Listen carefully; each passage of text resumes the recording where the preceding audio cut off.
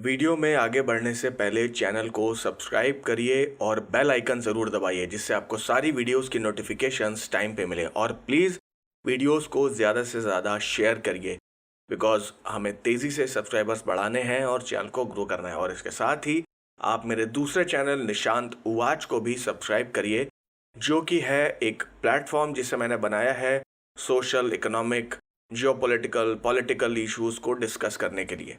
तो प्लीज़ जाइए, उसे भी सब्सक्राइब करिए और बेल आइकन ज़रूर दबाइए। और हर वीडियो के बारे में हमें कमेंट सेक्शन में फीडबैक दीजिए और नई स्टोरीज और बुक्स के बारे में सजेशन भी दीजिए जिससे मैं उनकी ऑडियो बुक्स आपके लिए लाता रहूं। एंजॉय।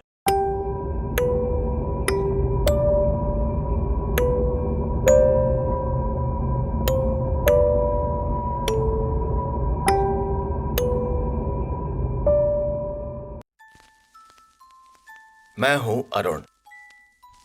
निश्चय ही आपको मेरी ये कहानी अविश्वसनीय और असंभव सी लगेगी। आपको लगेगा कि लेखक ने अपनी विचित्र कल्पना का नमूना पेश किया है, परंतु सत्य को बताने के लिए कल्पना की आवश्यकता नहीं है। अद्भुत और विचित्र घटनाओं से पूर्ण एक सनसनीखेज घटना का वर्णन करके आप लोगों के मन में कौतूहल की सृष्टि के ओछे और सस्ते विचार से मैंने ये कहानी नहीं लिखी है। सच तो यह है कि इस कहानी के पीछे मेरा खास उद्देश्य यह है कि मैं आपको उस सत्य से परिचित कराऊं जो मानव जीवन के चतुर्दिक अदृश्य रूप से विराजमान है और विशेष ज्ञान और बुद्धि के माध्यम से वो प्रकट और प्रमाणित होता है। मनुष्य का जीवन दो धाराओं में विभाजित है।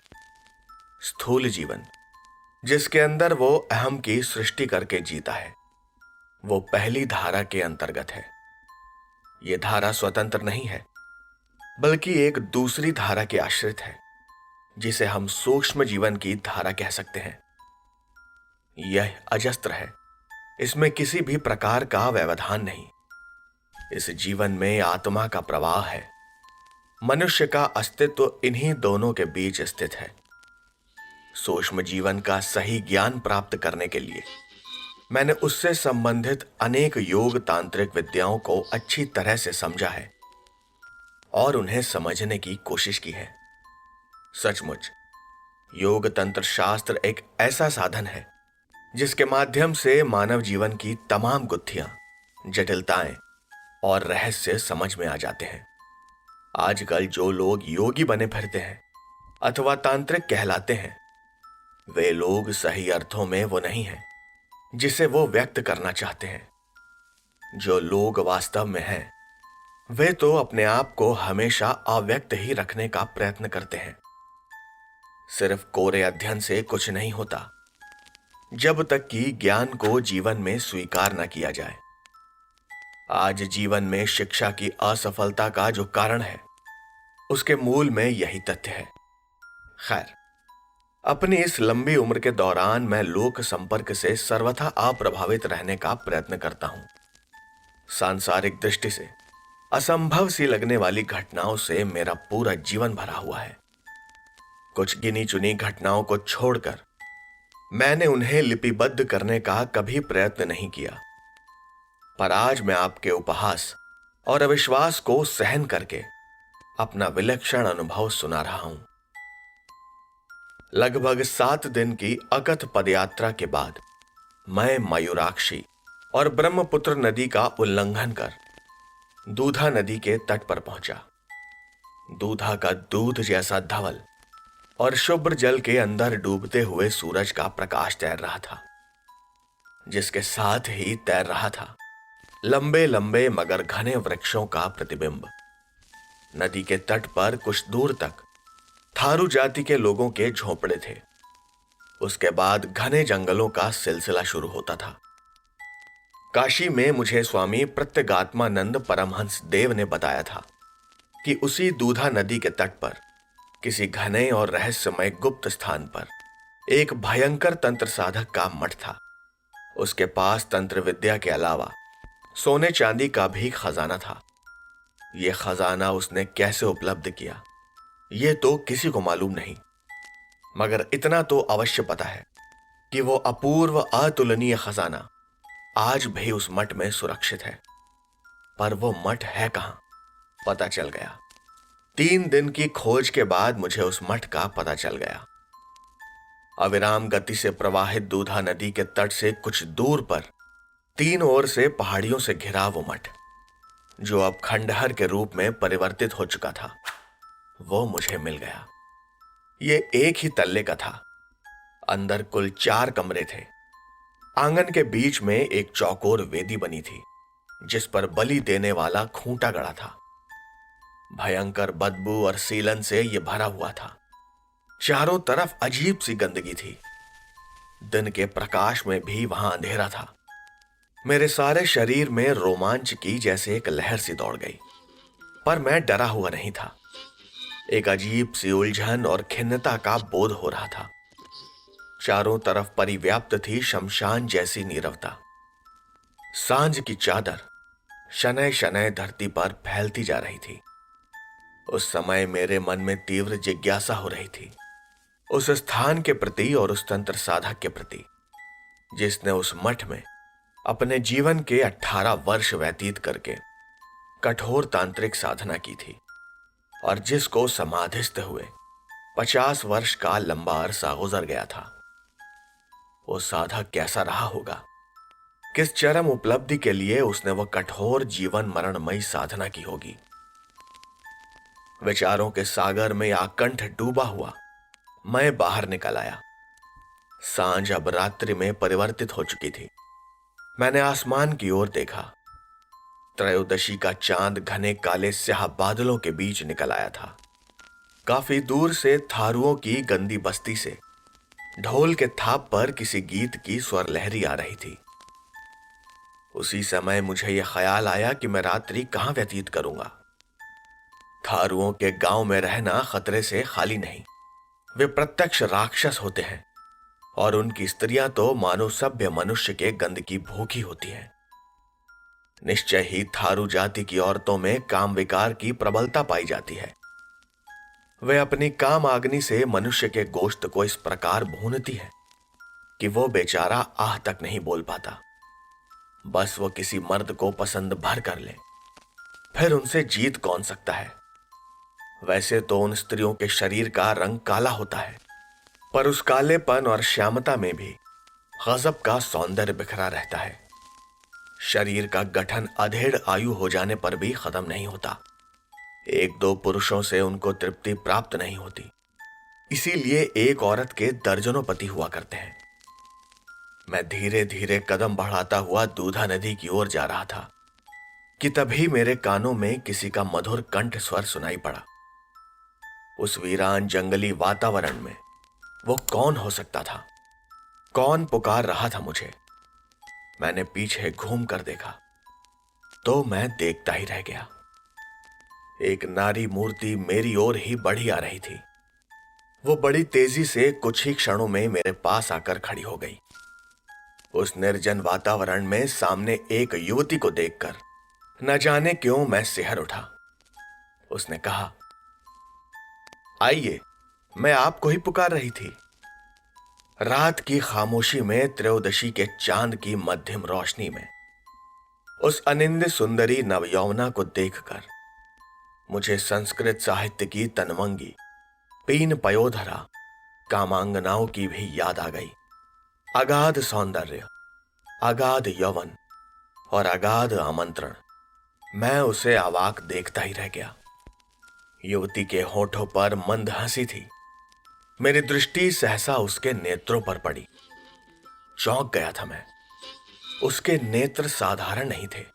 मुझे लगा कोई गुप्त कालीन प्रतिमा सजीव होकर मेरे सामने आ खड़ी हुई है।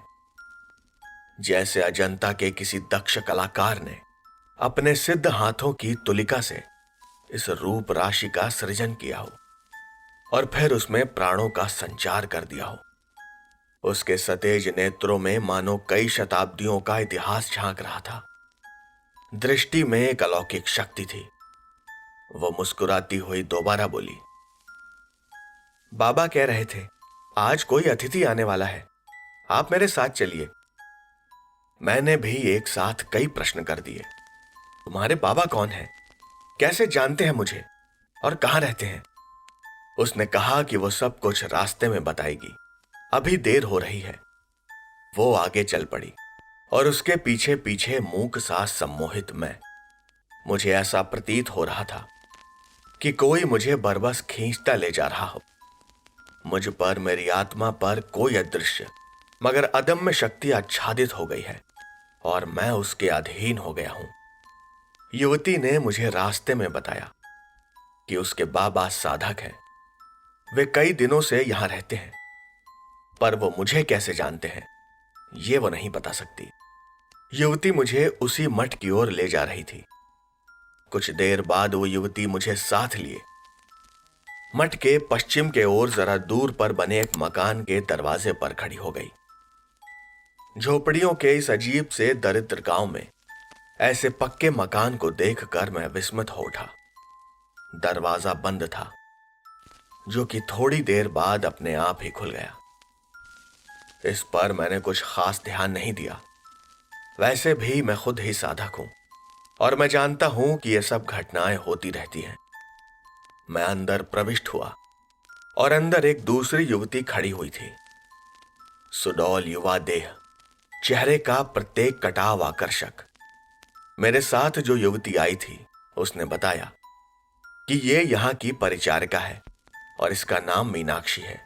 ये बाबा की सेवा करती है। इस बीच मेरी नजर सामने वाले कमरे की ओर घूम गई। वहां काफी तीव्र रोशनी हो रही थी। युवती मुझे उस तरफ देखते हुए बोली, वो पूजा गृह है, बाबा वहां पूजा कर रहे हैं, चलो वहीं चलते हैं। यह कमरा वस्तुतः पूजा गृह ही था।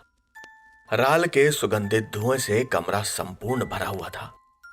दरवाजे के ठीक सामने पाषाण वेदी पर चतुर्भुज दक्षिणकाली की श्याम मूर्ति अट्टहास करती हुई खड़ी थी और उसके सामने योग मुद्रा में बैठे थे बाबा।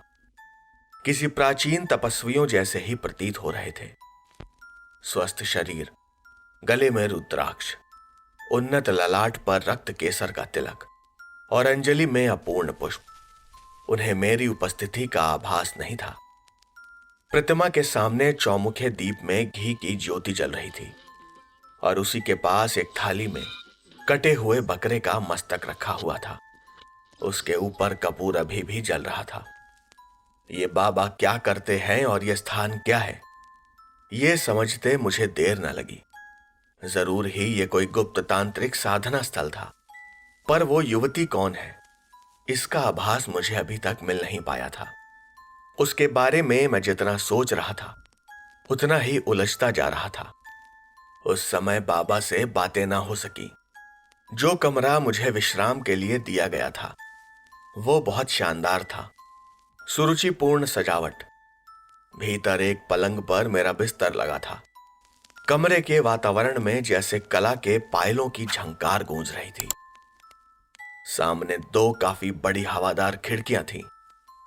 पूरब की ओर किसी कोमलांगी युवती के सफेद आंचल जैसी लहराती बलखाती दूधा नदी और घने जंगल और जंगल के ऊपर आकाश में टिमटिमाते हजारों लाखों तारों की बारात।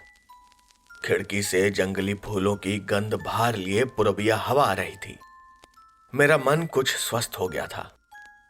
यह सब क्या हो रहा है और कैसे हो रहा है, ये सभी प्रश्न एक बारगी मेरे मस्तिष्क में से निकल आए थे। कुछ समय बाद एक युवती कमरे में प्रविष्ट हुई और पूछा, आप भोजन यही खाएंगे? मैंने कहा, हां, क्यों नहीं, पर इसके पहले मैं कुछ पूछना चाहता हूं। अगर मुझे सही उत्तर मिलूंगा तभी खाऊंगा। युवती के होठों पर मंद हंसी थिरक उठी। अपनी आंखों की सतेज दृष्टि मुझ पर टिकाती हुई वो बोली, तुम्हें विश्राम के लिए स्थान चाहिए था ना, सो मिल गया। मगर मैं इतनी दूर से चलकर यहां सिर्फ विश्राम करने नहीं आया हूं। मेरा उद्देश्य तो कुछ और ही है। उस युवती ने कहा, बात तो ठीक है, पर आपको अपना यह उद्देश्य अभी खुद भी पूरा समझना है। पहले खाना खा लो। इसके बाद मैं आपत्ति न कर सका। मुझे स्वयं अपने ऊपर आश्चर्य हो रहा था। मैं उस लड़की के आदेशों को ठुकरा क्यों नहीं पा रहा था। सिर झुकाकर मैं जल्दी जल्दी खाना खाने लगा। युवती खिड़की के बाहर अंधकार से भरे आसमान की ओर निहारती हुई बोली, तुमने मेरा नाम नहीं पूछा? छोड़ो, मेरा नाम कल्पना है। तांत्रिक साधना के संबंध में उच्च कोटि के अध्ययन के लिए इसीलिए भ्रमण कर रहे हो ना? साथ ही साधना के रहस्य और गूढ़त्व की भी जानकारी चाहते हो, सही कहा ना? अच्छा है, शायद तुम मेरी कहानी भी लिख सको अपने अनुभवों के साथ। तुम्हें तो यहां आना ही था। मैं सिहर उठा। क्षण भर के लिए मुझे लगा कि मैं किसी पागल लड़की के चंगुल में फंस गया हूं, पर यह पागल तो लगती नहीं और नाटक भी नहीं कर रही है। भोजन करने के बाद मैं सो गया। कल्पना भी कमरे से चली गई। सोने से पहले मैंने एक बार घड़ी की ओर देखा। रात के 1 बज रहे थे। अगले दिन सांझ को पूजा के पहले बाबा ने मुझे अपने पास बुलाया। उनके मुखमंडल पर अलौकिक चमक थी। नेत्र बंद थे। मुझे उपस्थित जानकर उन्होंने नेत्र खोले। फिर एक गंभीर मुस्कुराहट थिरक उठी उनके होठों पर। उन्होंने पूछा, काशी से आना हुआ है? श्रद्धा से झुककर अत्यंत धीमे स्वर में मैंने हां कहा। बाबा ने खुद ही बोलना शुरू किया, तांत्रिक साधना के रहस्यों से बड़ी जल्दी परिचित होना असंभव है। अत्यंत दीर्घ अवधि के बाद तुम जैसे खोजी का इधर आना हुआ है। 100 वर्षों पूर्व काशी जाना हुआ था मेरा। वहां भी अच्छे साधक गण हैं, अभी भी हैं, पर गुप्त है। बहुत से लोग तो उनके बारे में जानते ही नहीं। बाबा की बातों से मुझे विस्मय हुआ था। मेरे आने का उद्देश्य वो जान कैसे गए? फिर 100 वर्षों पूर्व बाबा काशी गए थे। आखिर उनकी आयु होगी कितनी? मेरा कौतूहल विस्मय के जाल में उलझ गया था, पर मैं कुछ पूछ नहीं पाया, कुछ कह ही नहीं पाया। बस चुपचाप बाबा की बातें सुनता रहा। उन्होंने कहा, तुम यहां से वापस लौटे जा रहे थे तो मुझसे रहा नहीं गया। मां महामाया की आज्ञा से इस वातावरण को स्थल भूमि में प्रकट करना ही पड़ा मुझे। पर मेरे कुछ समझ में नहीं आया। जिज्ञासा का भाव लिए मैंने बाबा की ओर देखा। वो मेरे मन के भाव समझ गए थे। उन्होंने कहा, भारत की प्राचीन विद्या और साधना के प्रति अब पहले जैसी श्रद्धा और भावना नहीं रह गई है। भारत अपने असली स्वरूप को भूलता जा रहा है। इसीलिए जो दिखता है वो होता नहीं है और सब कुछ प्रकट में करना संभव नहीं। चर्म चक्षु से परे होना ही उचित है। इसी से भारत के मूल तत्व की रक्षा हो सकेगी। कैसे लिखूं और कैसे कहूं? ना जाने क्यों और कैसे बाबा की वाणी सुनकर मेरा मन विचलित हो उठा। मेरी आंखों में आंसू आ गए। निरीह भाव से बाबा की ओर मैं देखता रहा। बाबा बोलते जा रहे थे, मोह, आकर्षण और नानाविध प्रपंचों के कारण ही स्वरूप की विस्मृति होती है। स्थूल जगत में होने वाली विस्मृति का प्रभाव सूक्ष्म भूमि पर जब पड़ता है तो उसी से संस्कार जन्म लेता है। इसीलिए उच्च कोटि के साधक गण स्थूल जगत से पृथक रहने का प्रयास करते हैं। इस प्रसंग पर मैं बाबा से प्रश्न कर बैठा, लोक कल्याण के समय में साधकों की भावना कैसी रहती है बाबा? उन्होंने कहा, भावना? सर्वोच्च प्रकार के साधकों में भावना का स्थान नहीं होता। भावना से राग और प्रेम की उत्पत्ति होती है। साधक भावना, राग अथवा प्रेम से दूर ही रहता है। इसी को तो वैराग्य कहते हैं। पर बाबा, तांत्रिक साधना लोक कल्याण की भी हेतु बताई गई है। हां, ठीक कहा तुमने, परंतु साधक के माध्यम से तांत्रिक साधना के लोक कल्याण का पथ तभी स्पष्ट होता है जब मनुष्य अथवा देश के हृदय में श्रद्धा, विश्वास और जिज्ञासा का उदय होता है। और इसकी उत्पत्ति संभव कैसे है? कुछ संस्कार के माध्यम से और कुछ वातावरण की प्रेरणा से। योग तंत्र के साहित्य का अब अभाव दृष्टिगोचर है बाबा। बाबा मौन हो गए। वो शायद इस प्रश्न का उत्तर देना नहीं चाहते थे, या फिर शायद उस वक्त नहीं देना चाहते थे। साधना कक्ष में सांझ का धुंधलापन छा गया था। बाबा थोड़े चंचल हो उठे। संभवतः पूजन का समय हो रहा था और तभी कमरे में कल्पना आ गई। उसकी रूप शिखा को देखकर मैं अवाक रह गया। उन्नत ललाट, क्षीण कटी, आयताकार नेत्र, चंपाई आभा से सराबोर शरीर, मादक उतार चढ़ाव। पूजन में योग देने के लिए वो शायद तैयार होकर आई थी। उस दिन पूजा गृह विशेष रूप से सज्जित था। बाबा अपने आसन पर बैठ गए और उनके सामने आसन पर बैठी कल्पना। उसके कंधों तक उन्मुक्त केश राशि फैली हुई थी। पूजा शुरू हुई।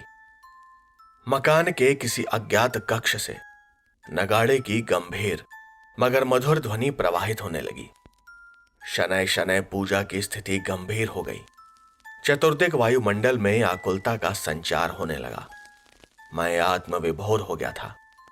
ऐसा लगा मानो कोई अज्ञात और अव्यक्त शक्ति का स्पर्श मुझे और मेरी आत्मा को हो रहा था। उस स्पर्श के प्रभाव से मैं दबता जा रहा था। एक भीनी भीनी सुगंध का झोंका मेरी नासापुट से आ टकराया और सहसा मेरी तंद्रा भंग हुई। फिर विस्मय विमुग्ध खड़ा निहारता रह गया मैं। देवी की प्रतिमा के सामने कल्पना की अर्धनग्न देह झूम रही थी। वो आंखें मूंदे तन्मय थी। मेरा सारा शरीर रोमांच से भर उठा था। पर बाबा वो निर्विकार बैठे थे। सहसा कल्पना अपने स्थान से उठी। शेष वस्त्रों से अपने आप को मुक्त कर लिया उसने। हे भगवान! पूर्ण नग्न नारी का एक विस्मय और विमुग्ध रूप था मेरे सामने। कल्पना का संपूर्ण नग्न शरीर प्रतिमा के सामने कांप रहा था। वो नृत्य की मुद्रा में थी। पूजा घर के वातावरण में अजीब उदासी मिश्रित विकलता भरी थी। यह विकलता और भी घनी हो गई। मैं दहल उठा। सहसा कल्पना उठकर मेरे करीब आई और अपने दोनों हाथों से मेरी कमर को कसकर पकड़ लिया उसने। वो उन्मत्त हो रही थी। पूर्ण नग्ना नारी की कामाग्निमयी देह का स्पर्श एक बारगी उसने मेरी आत्मा को झुलसा दिया था। वो मुझे शयन कक्ष की ओर खींचती हुई ले जा रही थी। मैं चिल्लाया, ये क्या हो रहा है? कल्पना, कल्पना, ये क्या पागलपन है? छोड़ो मुझे। पर कल्पना ने मुझे नहीं छोड़ा। व्याकुल, उन्मत्त और शरीर की भूख से व्यथित हो रही थी वो। नारी के सौम्य रूप में पुरुष अपने को अर्पित करता है। क्रूर और भयंकर रूप नारी सदैव घृणा और कौतूहल की पात्र समझी जाती है। खैर, उसके बाद का इतिहास रात्रि के अंधकार में डूब गया। प्रातः काल हुआ। मेरी नींद खुली। मैं स्तब्ध रह गया। मैं मठ के आंगन में पड़ा था। मेरे कपड़े धूल और कीचड़ से भरे हुए थे।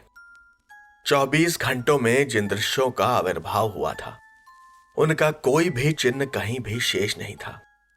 मगर मेरी बुद्धि में ये बात आते देर न लगी कि यह सब विचित्र लीला उस महातांत्रिक की थी जिसके खजाने की खोज में मैं यहां तक आया हूं। मैंने यह निश्चय कर लिया कि रहस्य को प्रकाश में लाए बिना यहां से जाऊंगा नहीं। मठ के आंगन से लगे एक कमरे में मैंने कुछ दिन व्यतीत करने का निश्चय किया। 3 दिन निर्विघ्न व्यतीत हो गए। कोई उल्लेखनीय घटना नहीं घटी। चौथे दिन संध्या से ही बूंदाबांदी शुरू हो गई। क्रमशः बादल घने होते चले गए। फिर आधी रात व्यतीत होने तक झमाझम बारिश प्रारंभ हो गई। चारों तरफ एक अबूझ सी खिन्नता व्याप्त हो गई। कभी कभी मेघों के अट्टहास से सारा प्रांत गूंज उठता था। बिजली की चमक से तिमिराच्छन्न धरती उद्भासित हो जाती थी। मेरी आंखों में नींद नहीं थी।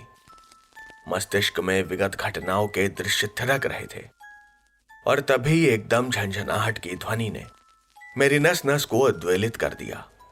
मैं चौंक कर बैठ गया। उस झंझनाहट की आवाज को मैं गौर से सुनने लगा। उस ध्वनि को शब्दों में व्यक्त नहीं किया जा सकता। सिर्फ इतना ही कह सकता हूं कि उस विचित्र ध्वनि में एक अजीब सी मादकता थी, कोमलता थी और था आकर्षण। अब मेरे मन में कौतूहल के साथ साथ भय का भी संचार हो रहा था। वो ध्वनि स्थिर नहीं थी। इधर उसके कारण मेरा दिल तेजी से धड़क रहा था, मेरी आंखें पथरा रही थीं, आवाज ऊंची हुई थी, आंखों के सामने तारे नाच रहे थे, माथे पर पसीने की बूंदें आ गई थीं।